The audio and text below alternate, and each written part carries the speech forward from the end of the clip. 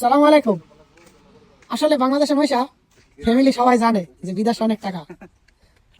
বিদেশ টাকাটা এমনি এমনি দেয় না।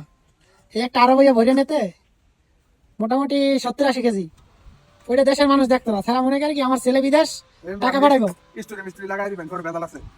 অনেকে চিন্তা করে আমার ভাই বিদেশ মাস শেষে টাকা দিব।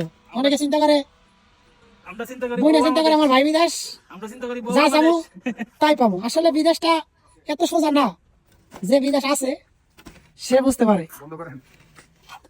এই বর্তমানে যে একটা যুদ্ধ লাগিয়ে রয়েছে, এই আহিন্দা বোমা মারে অহিন্দা বোমা মারে, এটা ফ্যামিলি বুঝতো না।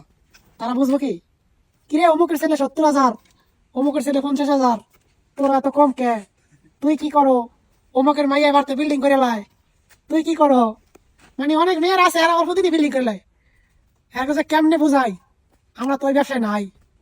এটা তো দেশের মানুষ বুঝতো না।